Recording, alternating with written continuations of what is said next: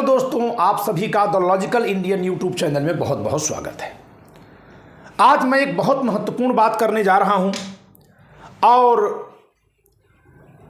चाहूँगा कि आप इस वीडियो को पूरा देखिए।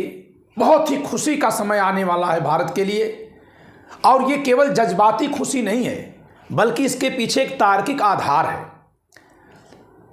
आज की वीडियो इस बात पर है कि सुप्रीम कोर्ट के परिसर में जहां न्याय की मूर्ति का प्रतीक बनाया गया है चिन्ह, उसके ठीक सामने भारत रत्न डॉक्टर भीमराव अंबेडकर बाबा साहेब की प्रतिमा लगने जा रही है।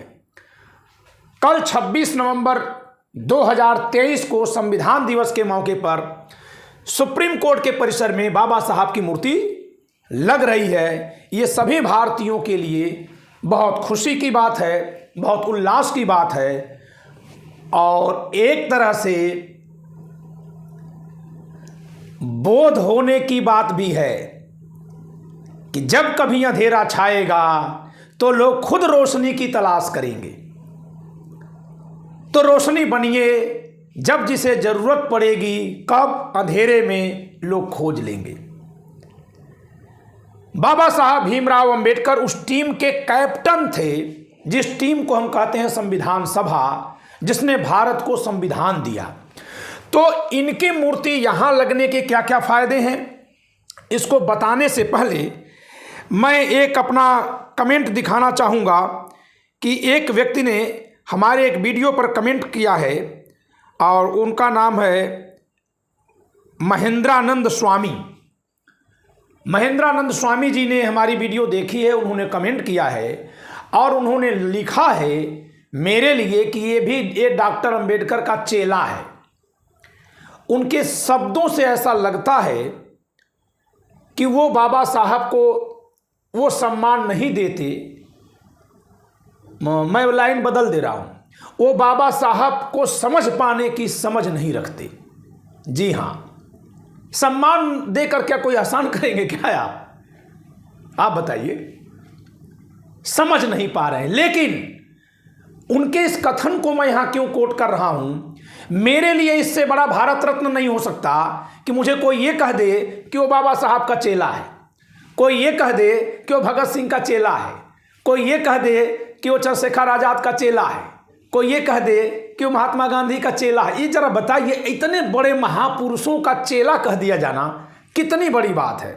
और उसमें भी मैं अपने को जिसके सबसे करीब पाता हूं वो डॉक्टर भीमराव अंबेडकर जी हैं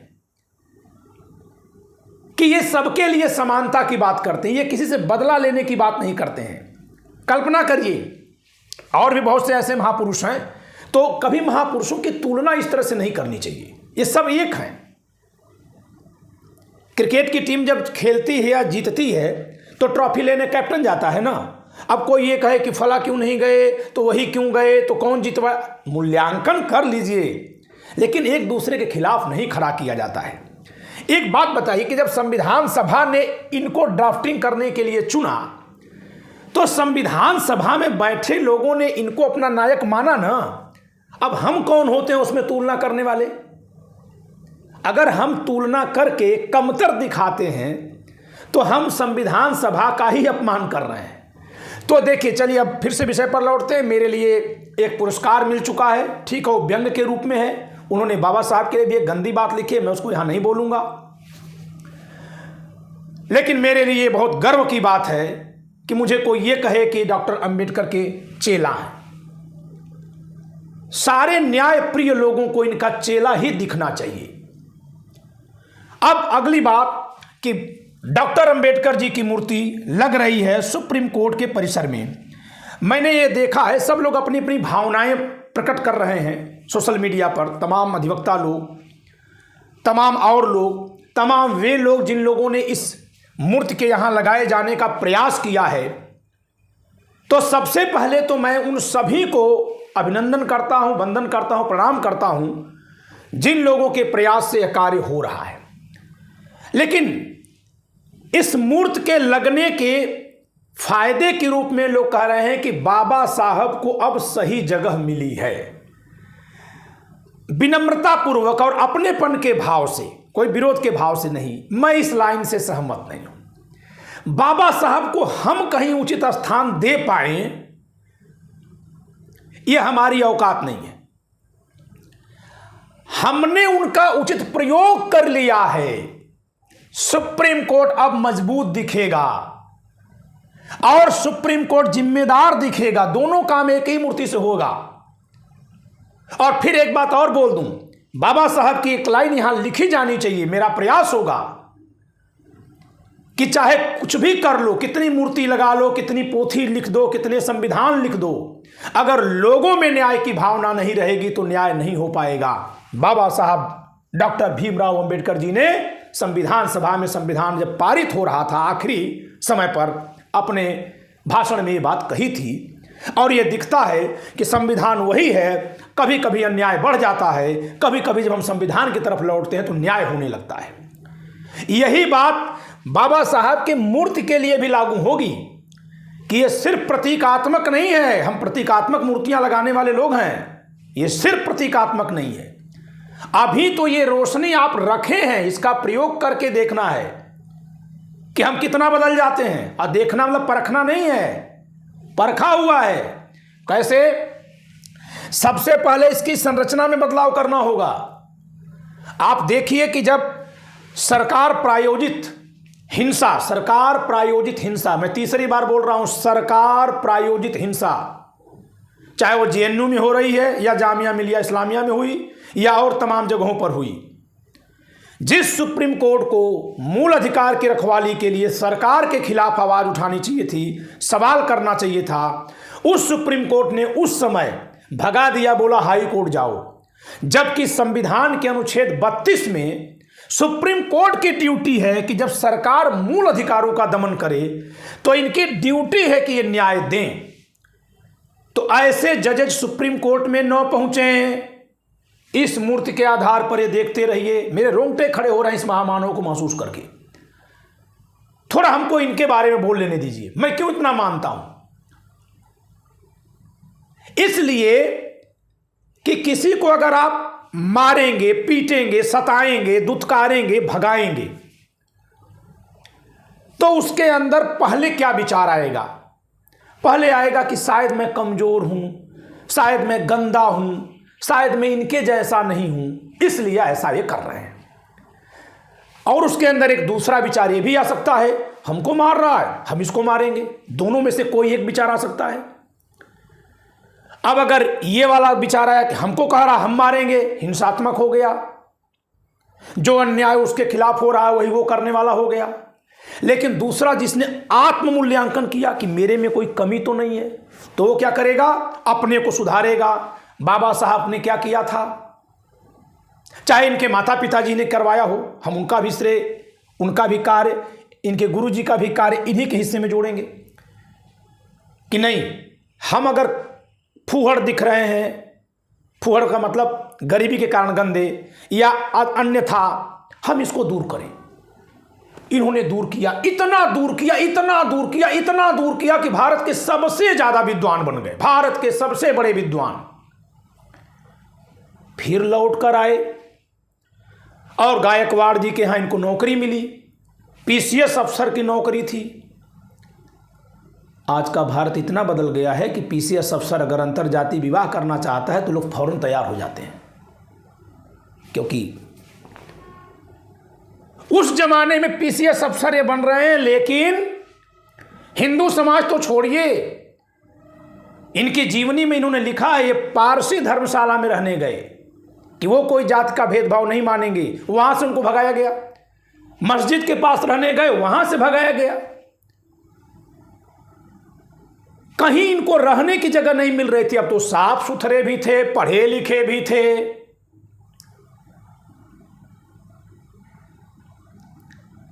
अब आप बताइए कि अब क्या करेगा? तुम जितने खोखले कारण बता करके भेदभाव कर रहे थे, खोखले अब कह रहा हूं, पहले नहीं। भाई कोई गंदा तो साफ होके आ जाए, अनपढ़ है तो पढ़ लिख ले थोड़ा। लेकिन खोखले क्यों हो गए? क्योंकि वो सबसे साफ सुथरा होकर आ गया, सबसे ज्यादा पढ़ लिख कर आ गया।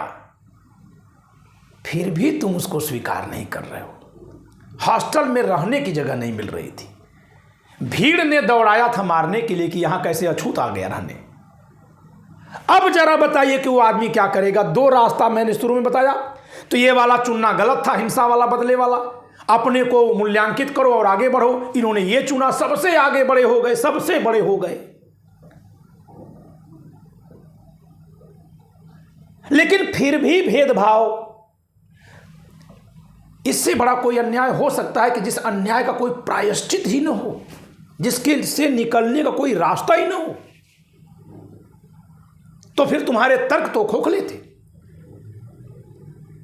तो अब तो बदले की भावना आएगी कि अब पढ़ लिख लिए।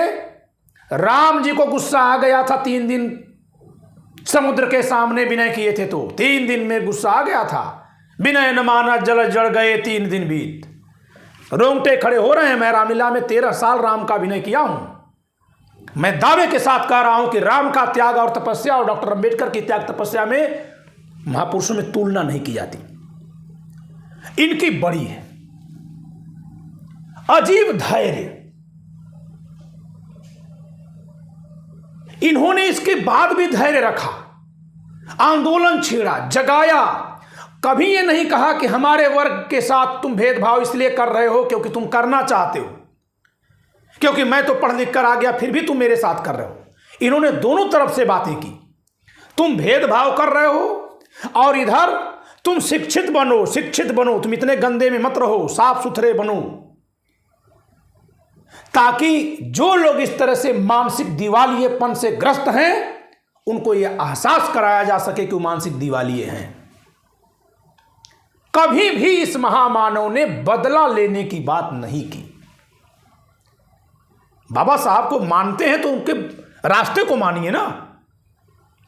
कहीं इन्होंने कहा कि मारो काटो, कहा इनको मानने वाला समाज इसको कोई अन्यथा न ले, इतना इनको मानता है कि अगर ये कह दे मारो काटो तो मर जाएगा, लेकिन मार डालेगा, मर जाएगा। भाई साधन विहीन रहेगा तो मर ही जाएगा, लेकिन लड़ जाएगा। और न केवल उस समाज के साथ होने वाले अन्याय पर चर्चा किए, बल्कि समाज में किसी के भी साथ किसी तरह का अन्याय जो जन्म आधारित भेदभाव के कारण से हो, सबके खिलाफ आवाज उठाए। उन सभी लोगों के साथ मिलकर काम किए, चाहे वो किसी जाति वर्ण के थे, जो उस न्याय के लिए प्रतिबद्ध थे। जरा बाबा साहब के दोस्तों की लिस्ट खोजिएगा, इनके दोस्त कौन से जाति के धर्म के हैं। फिर ये जाति धर्म क्यों आ रहा है? क्योंकि हमारे नेताओं ने हमको जाति धर्म में बांट दिया। उससे लाभ मिला है, ऐसा नहीं कि उससे लाभ नहीं मिला। समाज उन्नत हुआ, लेकिन फिर वो नेता ही अवरोध दिया है समाज को आगे बढ़ने से, क्योंकि वो नहीं चाहता कि उससे भी ऊपर हो। यही कारण है कि भारत में कोई अगला डॉक्टर अंबेडकर पैदा नहीं हो रहा है। तो एक कोई अंबेडकर पैदा हो नहीं ठीक है, सब में अंबेडकर पैदा हो जाए। तो ये मूर्ति जब यहां लगेगी तो यह दो तरफा संदेश देगी। जब सरकार अतिक्रमण करेगी लोगों के अधिकारों का, तो न्यायपालिका को ताकत मिलेगी कि न्याय करना है। संविधान में लोकतंत्र के जरिए सरकार चुनी जाएगी, लेकिन सर्वोच्चता न्यायिक है, न्यायिक सर्वोच्चता का सिद्धांत है कि सरकार चुनते समय भी न्याय, ये नहीं कि फलाना जाति और धर्म के लोगों का वोट काट दो, उस मोहल्ले के लोगों को वोट मत देने दो, जाति धर्म के आधार पर वोटर्स को बांट दो, इसको भी संविधान रोकता है। तो ये न्याय है। दूसरा, सत्ता में आने के बाद भेदभावकारी नीति बनाओ, इसको भी संविधान रोकता है। तो रोकेगा कौन? न्यायालय। तो न्यायिक सर्वोच्चता का सिद्धांत है। और ये न्यायिक सर्वोच्चता न्यायाधीशों की सर्वोच्चता नहीं है। ये बहुत अच्छे से भ्रम फैलाया जा रहा है, अच्छे से भ्रम फैलाया जा रहा है। न्यायिक सर्वोच्चता का नियम न्याय की स्थापना का है, न्याय की सर्वोच्चता का है। अगर स्वयं न्यायाधीश न्याय नहीं कर रहा है, उसे हटाया जाए, ऐसे लोगों को न्यायाधीश के पदों तक आने से रोका जाए। मैं दावे के साथ कह रहा हूं कि किसी भी उच्च न्यायालय में जाइए, सुप्रीम कोर्ट छोड़ दीजिए, बहुत से ऐसे न्यायाधीश हैं जो प्राण प्रण से लग करके न्याय कर रहे हैं। लेकिन अब उन लोगों की संख्या ज्यादा है जो जुगाड़ गाड़ी से जज बन जा रहे हैं, और बहुत अकूत धन बना रहे हैं, न्याय मिल नहीं रहा है। उसी तरह के लोगों का ऑफिसों में बाबू बन जाना शामिल है। हमारे ऊपर बहुत ही जल्दी वो लांछन आ जाएगा अगर हम इस रास्ते पर नहीं चले या इन महापुरुषों के रास्ते पर नहीं चले कि हम न्याय नहीं करना जानते। हम सब लोग अन्याय ही पसंद करते हैं। हमारे सामने कोई पीड़ित आता है तो उसको उपचार दिलाने की बजाय उससे कितना हड़प ले सोचते हैं। हमारी तहसीलों में आप जाइए कोई कार्ड बनवाने, वहां लेखपाल पैसा लेता है। और बात करते हैं हम लोग महापुरुषों के चरित्र पर, नेहरू जी ने ये किया, फलाना जी ने ये किया, महात्मा गांधी ने ये किया, डॉक्टर साहब ने ये किया, वो सुभाष चंद्र बोस के साथ ये हुआ। सबकी कॉपी जांच रहो, जरा खुद की जांचो। और खुद की यहीं तक मत जांचो कि तुम ईमानदार हो, खुद की यहां तक जांचो। महात्मा गांधी को अंग्रेजों ने उतार दिया था ट्रेन पर से, तो ठीक है, जाके तीसरे बोगी में बैठ जाते, क्या दिक्कत थी? कौन लड़ेगा यार, इतना इनका पावर है। पूरी जिंदगी लड़ गए अन्याय के खिलाफ। इसीलिए कल मैंने कहा था कि भारत के मुख्य निर्वाचन आयुक्त को इस्तीफा दे देना चाहिए अगर उनको डर है कि वहां रहने पर उन पर दबाव है, उन सही से काम नहीं कर पा रहे हैं। संविधान को खोखला अपना मत करिए। ये कोई बचाव नहीं है कि हम थानेदार हैं, ऊपर से दबाव है नौकरी करनी है। कोई नौकरी करने का दबाव नहीं है। छोड़ो नौकरी, लोग अपनी जिंदगी छोड़ करके बलिदान दिए हुए हैं। कल आपने देखा एक वीडियो वायरल हो रही है कि कैसे मंत्री एक शहीद की मां को बांह पकड़ के खड़ा करके चेक देखने की फोटो खिंचा रहे हैं। कहां हम गिर गए, कितना नीचे गिर गए। इस तरह की राजनीति को बंद करना होगा और यह मूर्ति यहां सिखाएगी। तो यह मूर्ति दोनों तरफ दिखाएगी। एक तो जो लोग न्याय के लिए लड़ेंगे उनके लिए आधार स्तंभ बनेगी, ये न्यायपालिका के गौरव को ऊंचा करेगी। कोई ये न कहे कि बाबा साहब को सम्मान मिला, वो हमारे तुम्हारे सम्मान अपमान से परे हैं। तुम करते रहो ऐसे ही अपमान, तुम न करो सम्मान, कोई फर्क नहीं पड़ने वाला है। इनके जरिए तुम्हें सम्मान मिल जाएगा, अदालत को सम्मान मिलेगा। तो मैं ये नहीं कहूंगा कि सुप्रीम कोर्ट के परिसर में बाबा साहब की मूर्ति लगाने से बाबा साहब को सम्मान मिला है। जी नहीं, सुप्रीम कोर्ट सम्मानित हो गया। सुप्रीम कोर्ट को अपना दायित्व और अपनी शक्ति दोनों का आभास होगा। अधिवक्ताओं में जागरूकता आएगी कि जब तक ये संविधान है तभी तक तुम ये कोट पहन पाओगे और तभी तक तुम्हारे जरिए न्याय की गंगा बहाने की जिम्मेदारी तुमको मिलती रहेगी। इस नाते बाबा साहब की मूर्ति यहां लगाए जाने का इतना स्वागत होना चाहिए कि भारत की सभी अदालतों में मूर्ति इनकी लगनी चाहिए। और यह केवल मूर्ति प्रतीक के रूप में नहीं, मैं बार बार कह रहा हूं। सबसे पहले यह मूर्ति किस रूप में लगेगी? यह मूर्ति इस रूप में लगेगी कि कोई भी ऐसे स्वभाव का व्यक्ति जज न बने जो भेदभावकारी मानसिकता का हो। मैंने बहुत से बच्चों को 2003 से अब तक पढ़ाया है जजशिप की तैयारी के लिए। मैंने ये पाया है कि कुछ बच्चे हर जाति वर्ग में, धर्म में इतनी ज्यादा भेदभाव वाली मानसिकता रखते हैं, इतनी ज्यादा कि मैं कभी कभी चकित हो जाता हूं कि जज बन जाएंगे तो क्या करेंगे। और ऐसा सुधार हर जगह हो जाना चाहिए। कोई भी अगर किसी के जाति या धर्म या लिंग के आधार पर, क्षेत्र के आधार पर एक आंतरिक वैमनस्य रख रहा है, उसे किसी भी लोक पद के लिए अयोग्य घोषित किया जाए। इसकी एक जांच हो। हमारे न्यायाधीशों को नियुक्ति के समय उच्च न्यायालय और उच्चतम न्यायालय में, आज ही मैंने वीडियो देखी है, एडवोकेट बलराम मलिक जी कह रहे हैं कि सुप्रीम कोर्ट और हाई कोर्ट में जजेस की नियुक्ति होते समय न्यायाधीशों का केवल रिकॉर्ड ही न देखा जाए, उनका न्यायिक चरित्र देखा जाए। आप बताइए कि अभी सबसे बड़ा अन्याय कौन किया है? हाई कोर्ट्स ने किया है। गुजरात हाई कोर्ट के उस जज के बारे में सोचिए जो जमानत संबंधी एप्लीकेशन को सुनवाई करने के बाद, और भी राहुल गांधी की, जो भारत का बहुत बड़ा एक व्यक्ति है। आप कहेंगे अदालत के सामने सब लोग छोटे हैं, ऐसा नहीं है। आप चलिए, बड़े लोगों का मुकदमा आता है, बड़े वकील खड़े होते हैं, न्यायालय अलग बात करता है, छोटे लोग खड़े होते हैं, वो सुनता भी नहीं है। और ये हमारे आपके भी जिंदगी में होता रहता है कि कोई बड़ी हस्ती आ गई तो हम उधर देखने लगते हैं, छोटे लोग ऐसे आते जाते हैं तो नहीं देखते। एक मानवीय बात है, जबकि वहाँ गलत है। लेकिन मैं बड़े की बात इसलिए कर रहा हूँ क्योंकि उनको पता था कि सबकी निगाह है जमानत की सुनवाई करने के बाद वह न्यायाधीश निर्णय कब दिया? वो गर्मी की छुट्टी मनाने चला गया और न्यायाधीशों की छुट्टी पर तंज कसने वाला गिरोह, जो ये नहीं जानता कि छुट्टी इतनी दी क्यों जाती है, क्योंकि न्यायाधीशों को बहुत ज़्यादा काम करना होता है, तो मैं छुट्टी के पक्ष में हूं। लेकिन वो गिरोह तब ये नहीं कहा कि अगर आप जा रहे थे तो जमानत खारिज ही तो करनी है, करके चले गए होते, और अगर मंजूर भी करनी होती तो कोई बहुत लंबा चौड़ा जमानत खारिजी या मंजूरी में नहीं लिखना होता है। उसमें भी मंजूरी में तो कुछ लिखना होता है, खारिजी में तो ना के बराबर लिखना होता है। तो ये इतने समय तक जो जजमेंट उन्होंने होल्ड कर दिया, ये कौन था? उनका न्यायिक चरित्र था। अगर इससे उनकी अवमानना होती है तो मैं जेल जाने को तैयार हूं। वो जो कोई जज साहब रहे हों, जानबूझकर उन्होंने इतने दिन तक जमानत एप्लीकेशन न खारिज की न मंजूर की, जिससे कि सदन में वो न जा पाए उतने समय तक, क्योंकि तब तक उनकी सदस्यता समाप्त है।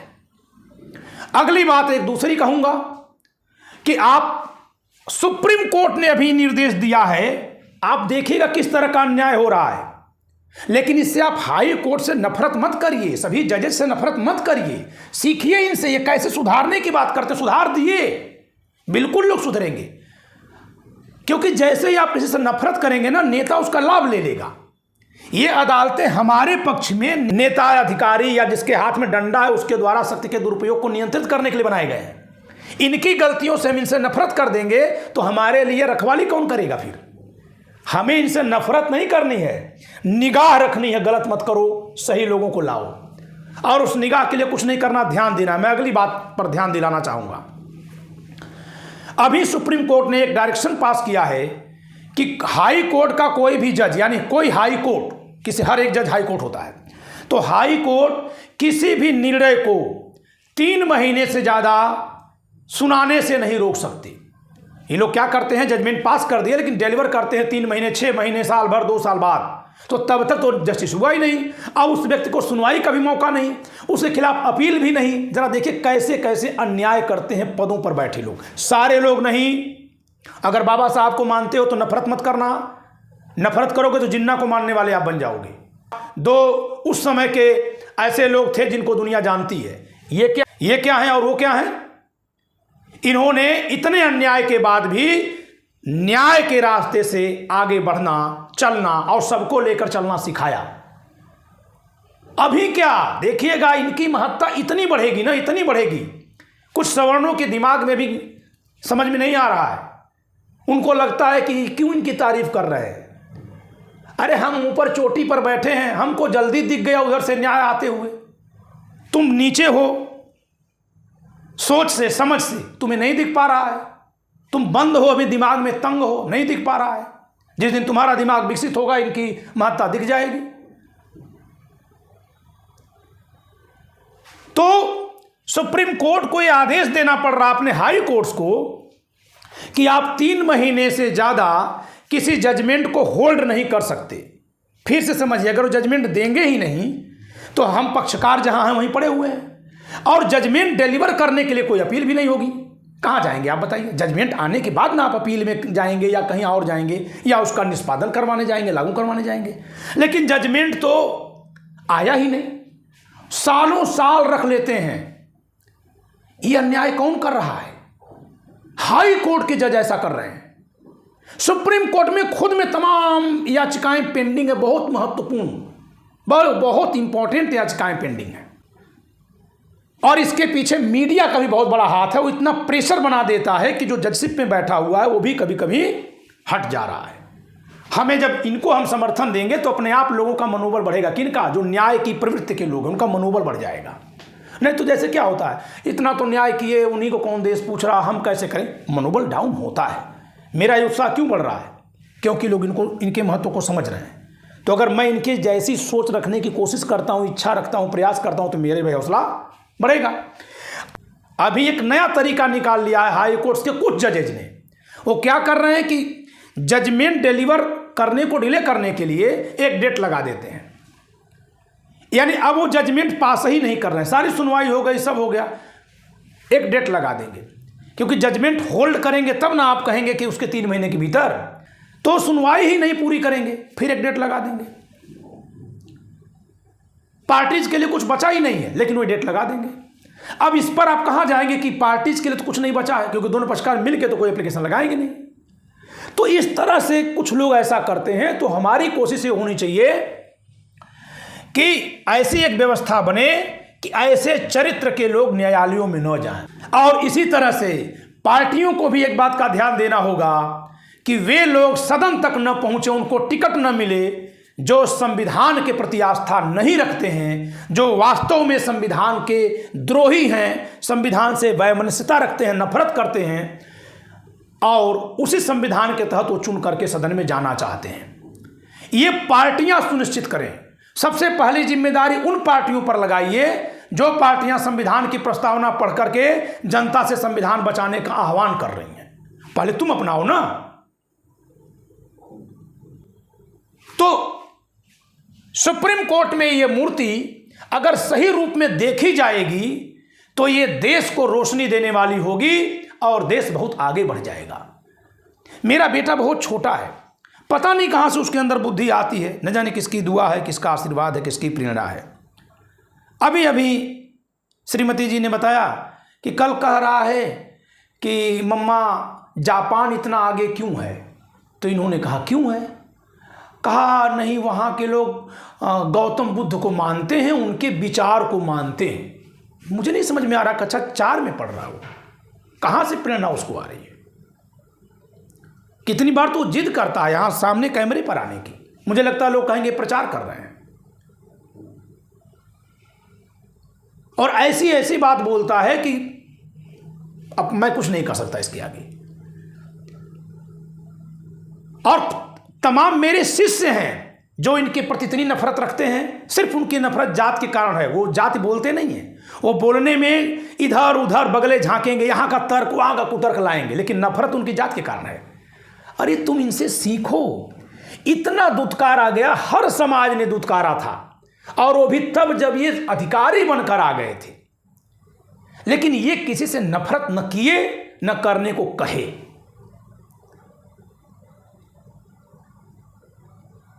और हम इस नाते नफरत करें, क्योंकि मैं फिर से कह रहा हूं, इतिहास में इतना बड़ा धैर्य वाला कोई व्यक्ति नहीं मिलेगा जितना डॉक्टर भीमराव अंबेडकर हैं।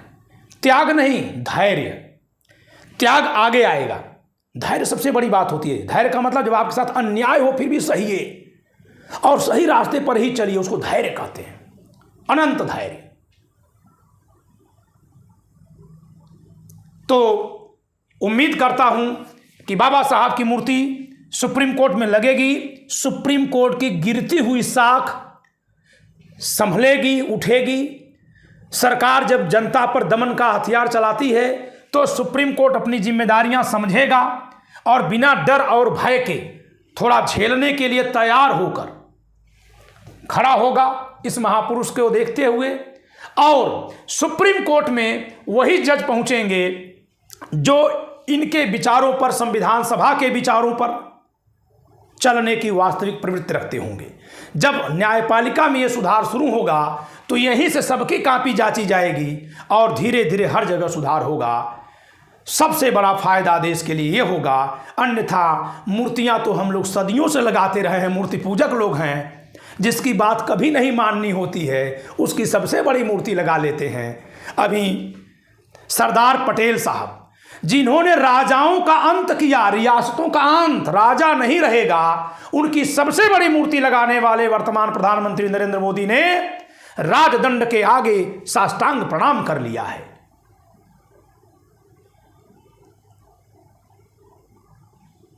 मैं चैलेंज के साथ कहता हूं कि नरेंद्र मोदी जी ने जो ये साष्टांग किया है सिंगोल के सामने, वो सदन का, संसद का, लोकतंत्र का अपमान तो है ही। सबसे बड़ा अपमान सरदार पटेल के उस प्रयास का है जिसमें उन्होंने सभी राजाओं को हटाया। और अगर शामिल हो जाते हो तो हो जाओ, वरना भारत की सेना जाएगी।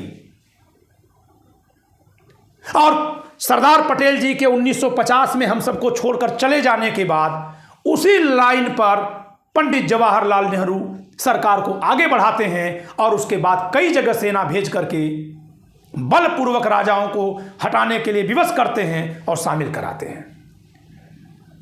उसके आगे इंदिरा गांधी उन राजाओं का प्रीवी पर्स भी खत्म कर देती हैं कि जैसे देश की रियाया कमाती खाती है, वैसे ही आपको भी अपनी जमीन जो आपके पास है, जागीर है, उसमें कमाइए, खाइए, ये सरकार के खजाने से पैसा नहीं जाएगा। सिंगोल को प्रणाम करके नरेंद्र मोदी जी ने राजतंत्र की जो स्थापना करने का प्रयास किया है, वह इन किन्हीं भी महापुरुषों से मेल नहीं खाता है। इस नाते मैं ध्यान दिला रहा हूं कि जो लोग भी इनकी मूर्ति लगाने के प्रयास में लगे हैं, खैर जो लोग लगे हैं, मेरी समझ से उनकी भावनाएं बड़ी पवित्र हैं, लेकिन इसका वास्तविक लाभ तभी मिलेगा जब इस मूर्ति की नहीं बल्कि जिस महामानव की मूर्ति है, उस व्यक्ति के, उस महामानव के विचारों को हम आत्मसात करेंगे और उसका अमल अगर नहीं होगा तो आवाज उठाएंगे, स्वयं भी उस पर चलने का अधिकतम प्रयास करेंगे, क्योंकि सब लोग महामानव नहीं बन सकते, न बनने की जरूरत है। अधिकतम भी चलने का प्रयास कर दें तो भी यह देश अपने अतीत के गौरव को फिर से हासिल कर लेगा। यहाँ न्याय दिखाई देगा, यहाँ बंधुता दिखाई देगी, यहाँ समता दिखाई देगी, यहाँ झगड़े कम दिखाई देंगे और यहाँ लोग खुशहाल हो जाएंगे। यहाँ की धरती जैसी दुनिया में कोई धरती नहीं है जो आम चूस कर फेंक देने पर अपने आप 5 साल के बाद आम का पेड़ दे देती है, कहीं 10 फीट गड्ढा खोदो पानी दे देती है। ऐसी धरती दुनिया में कहीं नहीं है। और अगर हम इस विचार को अपना लेंगे, संविधान सभा के सोच पर चलने लगेंगे, तो इस देश को फिर से सोने की चिड़िया बनने से कोई रोक नहीं पाएगा। आज के लिए इतना ही, धन्यवाद।